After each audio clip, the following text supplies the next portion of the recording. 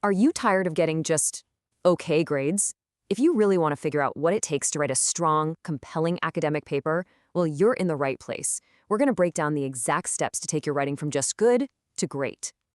So, does this sound familiar?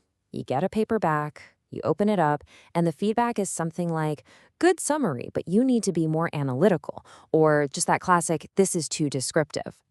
Ugh, it's probably one of the most common and, let's be honest, frustrating hurdles any student can face.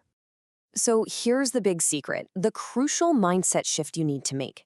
Getting a top grade isn't really about using bigger words or trying to sound academic. The real secret? It's much simpler than that. It's all about proving you can think clearly and evaluate ideas effectively. That's it. And the solution, like I said, is way simpler than you might think. It's not some hidden trick. It's all about focusing on 3 core skills that honestly are what separate the good papers from the truly great ones. And here they are. The 3 keys we're going to unlock today are being logical, analytical, and critical. Seriously, think of these as the building blocks for everything. If you can get these 3 things right, everything else just kind of falls into place. Okay, let's start with the first key, being logical. This is the absolute foundation of your entire paper. A logical argument has a solid structure that's just easy to follow. It means your reader never feels lost or starts wondering, wait, where are they going with this? And the heart of that logical structure, that's your thesis statement. It's your core argument, and you need to state it clearly right there in the introduction. Now, a great thesis isn't just a fact, it's a claim that someone could actually argue with. Look at the example here. It sets up this little tension, right, between financial incentives and intrinsic motivation. It creates a question that the rest of your paper is basically dedicated to answering. So, how do you actually build out that argument from your thesis? With perfectly structured paragraphs. And trust me, you just need to follow this blueprint every single time. Start with your point. Then back it up with evidence from your research. Next, explain why that evidence even matters. And finally, you link it back to your main thesis. Simple, powerful, and honestly, incredibly effective.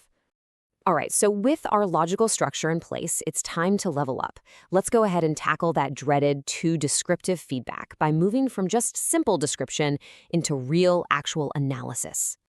So what does analysis even mean? It sounds complicated, but it's not. It's really just about taking ideas apart to see how they work. Comparing different theories to see their strengths and weaknesses, and most importantly, applying those theories to see how they play out in the real world. And this comparison right here shows the difference perfectly. The descriptive statement on the left, it just tells us what the theory is. It's a fact you could find in any textbook, right? But the analytical statement on the right, now that engages with the idea. It explains how the theory works in practice, and then, bam, it immediately points out its limitations in a modern context. See? That's the aha moment. It's a discussion, not just a declaration. So the key takeaway here is this. To be more analytical, you have to start asking different questions. Don't just ask, what is it? Start asking, how does it work, and why does it even matter? Compare competing ideas, like putting Maslow and Hertzberg head-to-head, and always, always try to connect them back to a real-world scenario. Okay, now for our final key, and this one builds directly on analysis. This is the skill that separates the great papers from the ones that are just good. We're talking about critical thinking. Now, the word critical can sound kind of negative, but that's a huge misconception. Critical thinking isn't about tearing things down or just being negative. It's about evaluating them from all sides.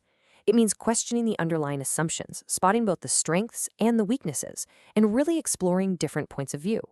And just look at this comparison. That first statement is such a blanket claim. It's way too simple. But the second one, the critical statement, is much more nuanced, isn't it? It acknowledges the benefits of the theory, but then immediately considers the context where it might fall short. That one little word, while, is doing all the heavy lifting here. It shows you're thinking like a true expert, not just repeating a headline you read somewhere.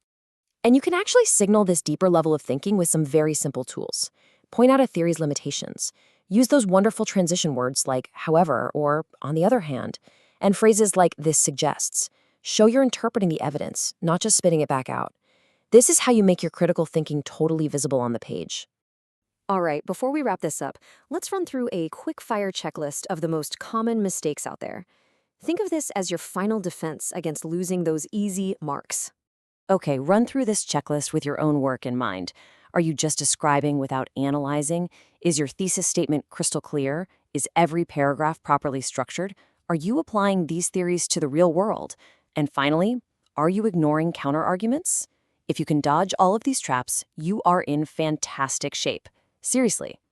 So I guess the biggest takeaway is this. You gotta reframe how you see your assignments. Don't think of it as just another paper you have to write. Instead, ask yourself this one simple question. Can I use these concepts to actually explain and evaluate what really happens in a real workplace? Because if your paper can do that, you haven't just written a great essay, you've proven you can think. And that's the whole game.